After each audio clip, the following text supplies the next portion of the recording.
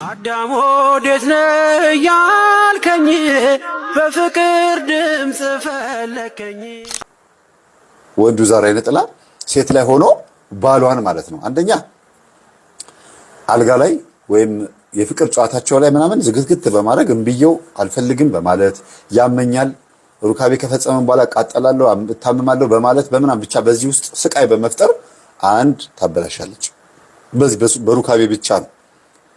ሁለተኛ ደግሞ ጸባይ ባህሪ ድብልቅልቅ በማድረግ ነጭናጫ ቁጡ በማድረግ ፔሪድ ሰዓት ሲመጣ ነው የሚነጫነጩት ይባላል። ይሁን ሲባል ፔሪዱ ካለፈም በኋላ ባህሪው ይቀጥላል እና ይሄንን ባህሪ በማደበላለቅ ዝብርቅርቅ በማድረግ ማይጨበጥ ውሃ የነካው ሳሙና ታውቃላችሁ በዚህ ስትል በዚህ ሙልጭ የሚል ከዛ ሲወድቅ አፈር ላይ አፈር ይቅማል።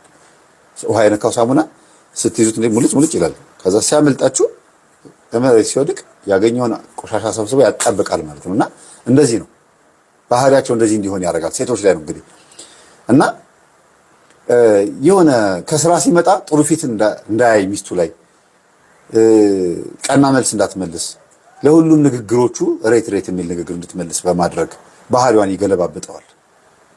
ዘመዶች ጋር ከባሏ ቤተሰቦች ጋር እንዳትግባባ በማድረግ ባህሪ በመንሳት ጸባይ በማበላሸት እንዲህ ነገሮች በማድረግና ሌላው ሶስተኛው ደግሞ ገንዘብ ላይ ባሏ እንዳይደሰት በትዳሩ ደስተኛ እንዳይሆን ገንዘብ ላይ አዋካኝ እንድትሆን ብኩን እንድትሆን በማድረግ የሚያመጣውን ገንዘብ በጉልበቱ መቀለድ ማለት ነው። በባሏ ጉልበት መቀለድ እሷም ሰርታ የምትመጣ ከሆነ ገንዘቧ በማይረባ ነገር እንዲወጣ ለምሳሌ ልጆች ይታመማሉ አላስፈላጊ ወጪ ይወጣል ዕቃ ይሰበራል አመፀኛ ልጅ ይኖርና ቴሌቪዥኑ ይሰበራል ሶፋ ይበላሻል የሆነ ነገር ይበላሻል ብቻ ቶሎ ገንዘብ የምታወጡበት ነገር አይጠፋም። በዚህ የተነሳ ምን ይሆናል ማለት ነው ልጆች ማነው ገንዘብ እየባከነ በዚህ በሶስቱ ነገር ጀነራሊ ነው ታዲያ ጠቅላላ ሳረጋው ሚስት ባሏን ወይም ትዳሯን ትጎዳለች ማለት ነው። ወንድ አይነ ጥላ ካለባት ወሰንገላ የሚባል መንፈስ ጭሳጭስ ይወዳል። እንደዚህ ሲጋራ ጫት ጭሳጭስ ሲጋራ ሺሻ ይሄን ያስጨሳል ብዬ ስናገር ጸጉር ያፈርዛል ጉዱሩ ያረጋል እብድ ያረጋል ብዬ ስናገር በዛ አይነት ነገር ውስጥ እናንተ ቤት ውስጥ ነበረ ብለሽ ታስቢያለሽ ይሄ መንፈስ?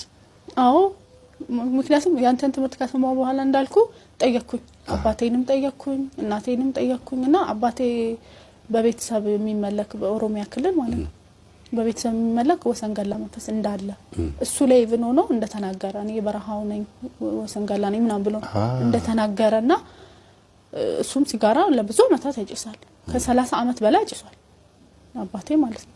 እና ያን ነገር ሞከርኩኝ ሲጋራውንም ሞክሬያለሁ ሺሻውን ግን በጣም በቃ አዳል ሱማል የሚባል አለ በረሃው ነኝ ካለ ወሰንገላ አዳል ሱማል የሚባለውም አብሮ አለና የሌላ እምነት ተከታይ የሆኑ ሰዎች ይቀርቡሻል በብዛት ወይም አባትሽ ከሌላ እምነት ጋር ጓደኝነት ይመሰርታል ብዙ ጊዜ? አባቴ ማለት እናቱ ቤተሰቡ እናቱ ካለፈች በኋላ ይሄን ነገር ልክ እንደ ሙስሊም ወይም እንደ እስላም ኢማማቸውን ጠምጥሞ ቡና ያፈላል ምናምን እንደዛ አይነት ነገር ነበር እና በእንደዛ አይነት በቃ ሺሻ በጣም አጨስ ነበር። ከዛ በኋላ በቃ በጠጣለ ጭፈራ ቤት መሄድ አለ በቃ ክላስ በሌለ ጊዜያት እንደዛ ነው የምናሳልፈው። እኔም ጓደኞቼም ያው እኔም መሰሎቼን አገኘው ማለት ነውና እንቀማለን አጨሳለን ወንዶችም ሴቶችም። ትምህርትሽ ላይስ እንዴት ነበር? ትምህርት ላይ ያው ደህና ነበር። ለዩኒቨርሲቲ ያበቃ ውጤት ይኖርሽ ነው የጨረስሽው? አዎ ኦኬ። እንደዛም ሆኖ እየተማርሽ ነው? አዎ ይገርም። ለራሱ ነበር የሚያስተምርሽ ማለት ነው። ደብተራው ምንድን ያለው መሰላችሁ ሳልነግራችሁ በቃ ጓደኛ አይደል እሱም ያገኘውን እንትን እድል አንተም ታገኛለህ ሰላቢ ነው ስልህ የጓደኛህን ሙሉ በሙሉ መውሰድ ሳይሆን መካፈል ማለት ነውና ልክ እኩል ነው የምታድጉት ብሎ ነው የነገረው መጀመሪያ። ግን አሁን ማን ይበልጣል በክላይንት ጓደኛው ይበልጣል። 20 ሰዎችን የወሰደበት እሱ ነው። ይሄኛው 30 ሰው መምጣት ከነበረበት 10 ሰው ብቻ ነው እየተጠቀመ ያለው። የባሰውን ወሰደበት። ለምን? መንፈስ ስለሆነ ጭራሽ ይቀናበታልና መቀማት ነው ስራው። እና አንዳንድ ጊዜ የለመደች ጦጣ ሁሉ ጊዜ ሸምጣጣ የሚባል ተረት አለ። ትንሽ ነገር እያለ የባሰ ይመጣና ሁሉ ጊዜ በቃ ተመሳሳይ የሆነ ክህደትና አስመሳይነት። አስቡት፣ መጠጥ ቤት ይገናኛሉ ጓደኛማቾች ሁለቱ ባለሀብቶች ይጠጣሉ ይጫወታሉ ምን ይላሉ። ይሄኛው ወደ ሚስቱ ሲሄድ ይሄኛው ደግሞ ቻው በቃ ብሎ ትጥፍ ብሎ ከሴክሬታሯ ጋር የሚያድረው በዚህ ልክ አስመሳይ መሆን። ድመት ሁሉ አስቀምጦ ነው እንግዲህ ብያቸዋል። ድመት ማለት ነው የእውነት ድመት አይደለም። በድርጅቱ ላይ ወሬ የሚያቀባብል አነፍናፊ አስቀምጦ መስገድ ስትጀምሩ ቤተሰቦቻችሁ መጥላት ይጀምራሉ። አባታችን ሆይ ብላችሁ መብላት ስትጀምሩ ቤተሰቦቻችሁ የባረካችሁትን እንጀራ ይጠሉታል። እጃችሁን ዘርግታችሁ የምትጨብጧቸው ሰዎች ነገ እጃቸውን ለእናንተ አይሰጡም፣ ይሸሻሉ። እጃችሁ ተባርኳላ፣ የሰማይ እጅ አለበት፣ መንፈሳዊ እጅ አለበት። እግዚአብሔርን አመስግናችሁ የተናገራችሁት ቃል ሌሎቹ ይጸየፉታል። መንፈሳችሁ ሌላ ነው፣ መንፈሳቸው ሌላ ነው። ሰግዳችሁ በግንባራችሁ ያመለካችሁበትን ፊት ቀና ብለው ያዩትም፣ ሹክክ ብለው ያዩታል፣ ተደብቀው ያዩታል። ምንድነው ማስፈራት ጀመረ እኮ ይላል። ምንድነው ጉዳዩ ይላል። በመጨረሻ አስማተኛ ነው ይሏቸዋል። ያ ግርማን የሚከተሉ ስለሆነ በቃ ይህን መተት ሰጥቶታል መሰለኝ። ከኛ እኮ የተለየ ፊት ነው ያለው። ፊታችሁ የእግዚአብሔር ሞገስ ነው። ማምለክ ስትጀምሩ ማምለክ የማይፈልጉት ይፈሯችኋል። ድምፃችሁንም ይፈሩታል። ከውጭ ገና ድምፃችሁን ሲያዩ ሺ ፍርሃት፣ የልቦና መባተት፣ የጉልበት ብርክ የሚሰማችኋሉ እኮ። አዳል ሱማል በረኸኛው አለ ስትይኝ በረኸኛው ካለ አዳል ሱማል ነው። አዳል ሱማል የሚባለው መንፈስ ደግሞ ያለባቸው ሰዎች ብዙ ጊዜ ከኦርቶዶክሳውያን ከእምነታቸው ተመሳሳይ ከሆኑ ሰዎች ጋር አይስማሙም። ተቃራኒ ከሆኑ ሰዎች ጋር ግን በወሲብም በንግድም በምን በጣም ፒስ ይሆናል። ይሄ ነው በጣም ትልቁ ችግር። እኔንም ገጥሞኛል እንደዛ። ሊሰግዱ ነው የመጡት። አዲስ ኪዳን ቤተልሔም ስግደት ናት። ስግደትን ነው የምትቀበለው። ለመስገድ ነው ክርስትናችን። ልንሰግድለት መተናል። ለማምለክ ነው ክርስትናችን። ዝቅ ልንል ነው ክርስትናችን። ሰማያዊ ተስፋን በትውልድ ውስጥ ለማስቀመጥ ነው ክርስትናችን። ሰግደን የሚሰግድ ትውልድ ለማውረስ ነው ክርስትናችን። ልንሰግድለት መተናል። የወረሱት ስግደትን ነው። ምን አይተን ለማየት ነው የመጡት። መጀመሪያ ኮከብን ያያሉ፣ ብርሃኑን ያያሉ። ጌታ ሆይ የማየው ብርሃን ስጠኝ በሉ።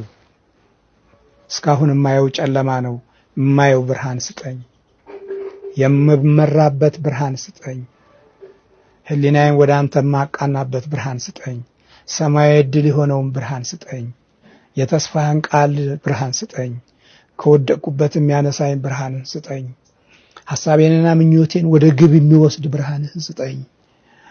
አያችሁ፣ እነሱ በውስጣቸው የወረሱት ይሄንን ነው።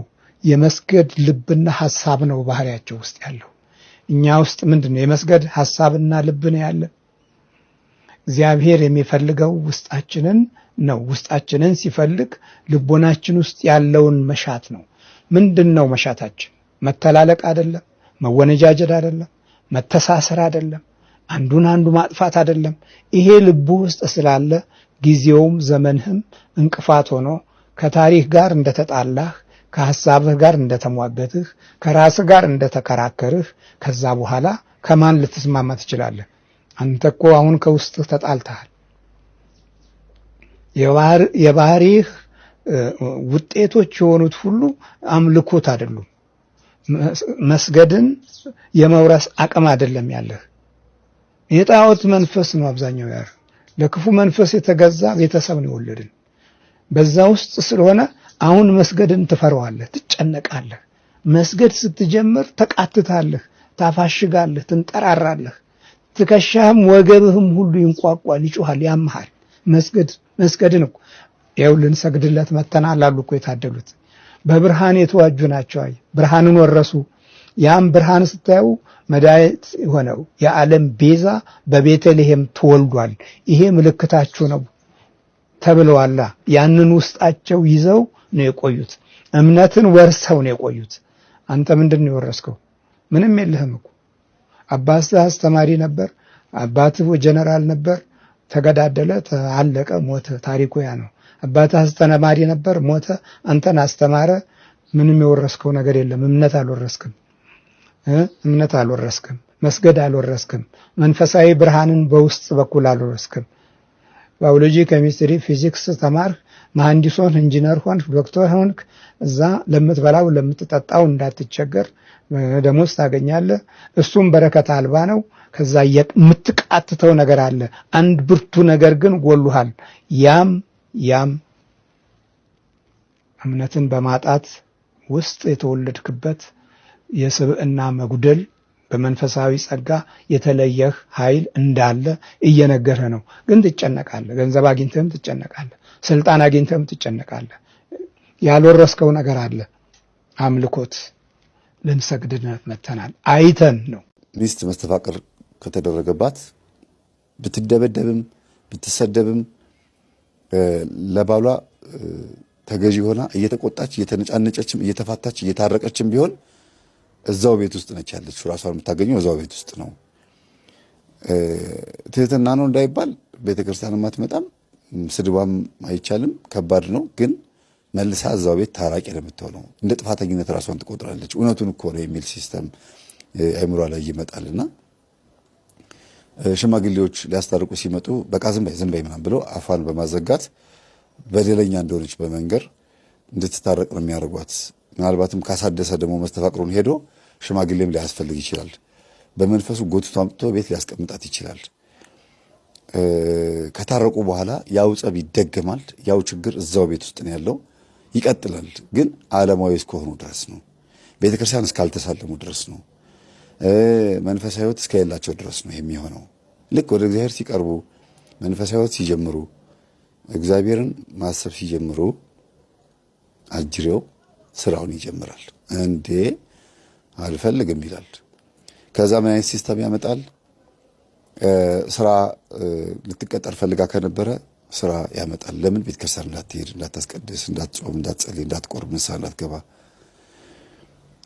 የጎደለባትን እንዲሟላላት የማድረግ ከባሏም ይሁን ባልም ከሆነ ደግሞ ከሚስቱ ቡና ስታፈላም ፈንዲሻ፣ ከረሜላ እንደገና ደግሞ ሳር ሳትጎዘጎዝ አድርጋ አታውቅም። ከረሜላማ አለ አለ። አዎ ከረሜላማ የሚፈልገው ሙጬ የሚባል መንፈስ ነው። ማን ነው እሱ አሉት።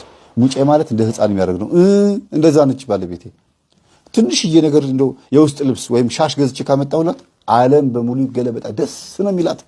ትስመኛለች፣ ታገላብጠኝ። ከዛ ደግሞ ትንሽዬ ደግሞ ከተጣላን ደግሞ በትንሹ ተጣልተን ደግሞ ግቢው በአንድ እግሩ ነው የሚቆመው። እሳት ትሆናለች። እና በትንሹ ተዋውቃ ተደስታ በትንሹ ደግሞ የምታኮርፍ ናት። ባህሪዋ ይሄ ነው። እሱ ሲነግራቸው ነው። አዎ እማዬ እንደዚህ ነች አለች ልጅቷ ራሱ። በቃ ከረሜላው ለሙጬ የተዘጋጀ ነው። ሙጬ የሚባል መንፈስ የህፃን መንፈስ ነው። የህፃን መንፈስ ነው፣ ግን ኃይለኛ መንፈስ ነው። ህፃን መስላችሁ መንፈሱ ህፃን ነው ማለት አይደለም። በህፃናት ላይ ሆኖ አዋቂን የሚያጠቃ ቤተሰብን የሚያሸብር ከፈለገ አካል ጉዳተኛ ይሆናል። ከፈለገ ረባሽ ቴሌቪዥን የሚሰብር በጥባጭ ይሆናል። ከፈለገ ልጆችን እንዲታመሙ ቶሎ እንዲታመሙ አድርጎ የቤተሰብን አካውንት የሚበዘብዝ ልጆች ላይ ሆኖ ቤተሰብን የሚያሳቅቅ ሌባ ሆነው የእጃመል ኖሮባቸው ከቤት ወጥተው ጎዳና እንዲወጡ አድርጎ ቤተሰብን የሚያሳዝን አዋቂ ላይ ሲሆን ደግሞ እንደ ህፃን ባህሪ የሚሰጥ ማለት ነው።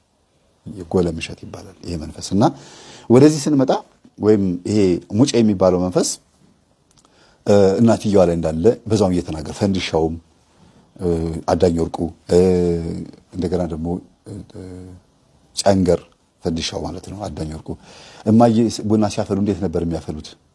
አምሮባት ሽክ ብላ ሹሩባ ተሰርታ ቢያንስ ነጠላዋን አድርጋ ቆንጆ ሆና አምሮባት ነው የምትሰራው።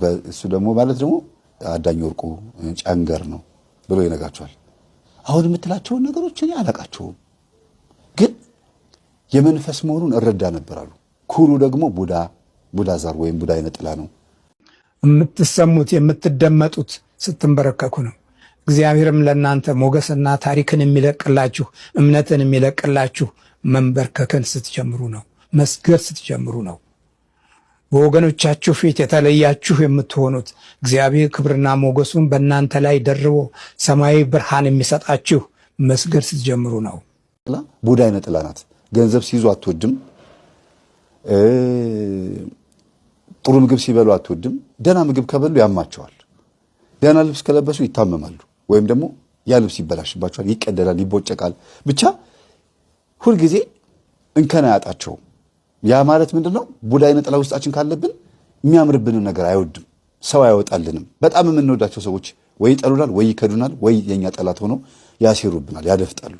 የኛ የምንላቸው ሰዎች እኛው ላይ ያለው መንፈስ እነሱ ላይ ያድርና ጠላት አድርጎ ያመጣብናል። እነሱን ራሳቸውን እንደ ነቀዝ ይሆኑብናል። ከእህላችን ጋራ ከገንዘባችን ጋራ የሚጣበቁት ውስጡን ይቦረቡሩብናልና አንዳንድ ጊዜ ስንዴ ከሩቅ ስታዩ ስንዴ መሰለ ጠጋርጋችሁ ስታዩ ግን ተቦርቡሯል አይደል? ነቀዝ እንደዛ ነው። እና አይነ ጥላ ነች ይሄን የምታረገው። ታዲያ የራሄሎ መንፈስ የሴት ዛር መንፈስ ናት። ሻንቂት ትባላለች በሀገራችን። በዕብራይስጥ ደግሞ በዕብራውያን ወይም በእስራኤላውያን ወይም ደግሞ በባቢሎናውያን ደግሞ ራሄሎ የምትባለዋ መንፈስ የሴት ኤሽታር ወይም አስታሮት ትባላለች። የዝሙት መንፈስ ናት። ብልቷን ፊት ለፊት አሳይተው የሚቀርጿት ሐውልት ናት። እሷ ፊት ይሰግዳሉ። መስተፋቅር መንፈስ ያጋባሉ ሰው ላይ በእሷ ፊት መጥተው ሲሰግዱ ሲጸልዩ እንትን ይላሉ። መንፈሱ ይመጣ ይገባባቸውና ዝሙት ልክ እንደ ስንፈተ ወሲብ እንደምና ብቻ ከሴክስ ጋር በተገናኘ ይቺ መንፈስ እንትን ትላለች። ዛሬ ላይ ይቺ መንፈስ ኤሮቲክ የሚባለውን ፊልም የምታሰራ መንፈስ ናት። ፊልሙን የሚሰሩት እነሱ ናቸው። ልቅ የሆነ ወሲብ ታስፈጽማለች ወይም ታሰራለች። ባለንጋ እየተገረፉ ወሲብ የሚፈጽሙ ሰውነታቸው ላይ ሰንበር የሚወጣባቸው አይታችሁ ከሆነ ነጮች እየተገረፉ ወሲብ የሚፈጽሙ አሉ። አገራችንም ጠንቋይ ቤት ላይ ባለንጋ የሚገረፉ ጨንገር የሚባል አለንጋ ያላቸው ጠንቋዮች አሉ። በዛ ሴቶችን ራቁታቸውን ይገርፋሉ። ይሄ በብዙ ሚዲያ ላይ የምትሰሙት ነገር ነው። እና እንደዚህ ነው የምታረገው ይቺ ራሄሎ የምትባል መንፈስ። እና ጣዖቷ ፊት ሲሰግዱ እየተገረፉ ነው የሚሰግዱት። ደም ከታያቸው ተነሱ ውጡ ይባላል። በቃ ግብር አግኝቷል መንፈሱ። ደም ሰውነታቸው ላይ ከታየ መቀመጫ ታፋና ጀርባ ነው የሚገረፉት። መንፈሱ ብዙ ጊዜ ሴት ዛር መንፈሷ ወንዶች ላይ ስታርፍ ሽንት ቤት ሲቀመጡ ደም እንዲያስቀምጣቸው የማድረግ እንደ ሴታ ሴት የማድረግ ባህሪ ያላት ሰዶማዊ ወይም ደግሞ ሌዝቢያን የማድረግ ባህሪ ያላት ወንዶችን ድምፃቸውን እስከ መቀየር አክሽናቸውን እስከ መቀየር ሴታ ሴት የሆነ አካሄድ ወንዶች እንዲሄዱ ሴቶች ደግሞ ወንዳ ወንድ እንዲሆኑ ጋርሶ የሚባለው የፀጉር ቁርጥ በነጮች ላይ የመጣው ለዚህ ነው። ጋርሶ እንደዚህ ቁርጥና ይሄ እዚህ ጋር ጅብ ይላል አይደለም? አንዳንድ አርቲስቶች ዘፈን ላይ ማየታችሁታል። ጋርሶ ይባላል። እና ወንድ መሆን ሲፈልጉ ያመጡት የዛሬ 30 ዓመት የነበረ ፋሽን ነው። እና ከዛ ነው ፓንክ የሚባለው ቁርጥ ሴቶች ሲቆረጡ እንደ ወንድ ሲለብሱ እንደ ወንድ አክት ሲያደርጉ ወንዶች የሚውሉበት ቦታ ላይ ከወንድ ጋር ብቻ አጠቃላይ ይሄ ነገር ካለ እቺ ሴት ዛር አይነ ጥላ ራሄሎ ናት ማለት ነው። ራሄሎ መሆኗ ምልክቱ ደግሞ ፔሬድ ታዛባለች፣ ታሳምማለች። ለዝሙት ሲሆን ሴቶችን ችግር የለውም። ለጋብቻ ሲሆን ግን አርጎ ወንዱን ያባሩታል ማለት ነው። በትክክል ደግሞ ራሄሎ መሆኗን የምታውቁት ሴቶቹ ላይ ያለችው መንፈስ ደግሞ ራሄሎ መሆኗን የምታውቁት የወር አበባቸው በጣም ብዙ ነው። በጣም ያማቸዋል። በጣም ብዙ ነው የወር አበባቸው። ከደም ጋር በተገናኘ ራሄሎ የደም መንፈስ ናት። ዶሮ ካልታረደላት ደም ካልፈሰሰላት አትላቀቅም። ራሄሎ ትባላለች። እኔ እኮ ብዙ እኮ ታገልኩ። መንገዱን ግን ያገኘሁት በመንበርከክ በመስገድ ነው። የዕለት አምልኮት ምስጋና ይሁን ለአብ ለወልድ ለመንፈስ ቅዱስ ብዬ ሰግዳለሁ። ስብሐት ለአብ ስብሐት ለወልድ ስብሐት ለመንፈስ ቅዱስ። ሃሌሉያ ለአብ ሃሌሉያ ለወልድ ሃሌሉያ ለመንፈስ ቅዱስ። ሃሌሉያ ለኤልሻዳይ ሃሌሉያ ለአዶናይ ሃሌሉያ ለያዌ ሃሌሉያ ለኢየሱስ ሃሌሉያ ለጸባኦት ሃሌሉያ ለክርስቶስ ሃሌሉያ ለአማኑኤል ብዬ ሰግዳለሁ። ስትሰግድ ሌላ መንገድ ይሰጣል። አለን ሌላ መንገድ አለን። ሁልጊዜ ሌላ መንገድ አለን። ወደ ሄሮድስ እንዳንሄድ ሌላ መንገድ አለን። ለዚህ ቤተልሔም የሌላ መንገድ ውጤት ናት። እመቤታችንን በውዳሴ ማርያም ማታ ማታ እንዳታመሰግኗት አብዛኞቻችሁን ውዳሴ ማርያማችሁን ቲክቶኩ፣ ዩቲዩቡ፣ ፌስቡኩ ነጥቋችኋል። አልነጠቃችሁም?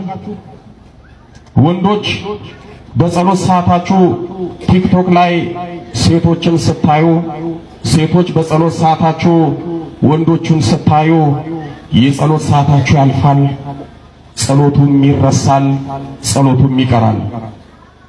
ይሄ ነው ዛሬ እመቤታችንን እንዳናመሰግናት ለምስጋና እንኳን ጊዜ እንዳንሰጣት ጊዜ ያሳጣን ይሄ ጠር የሆነው ማህበራዊ ሚዲያ ነው።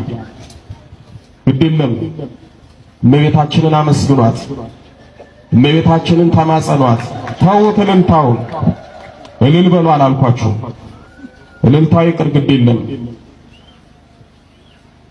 እመቤታችን በዛሬው ዕለት ከኛ የምትፈልገው ውዳሴ ማርያም አድርሰን ቅድስት ሆይ ለምኝልን ብለን ችግራችንን ነግረን አልቅሰን በረከት፣ ድነት፣ ፈውስ አግኝተን እንድንሄድ ነው።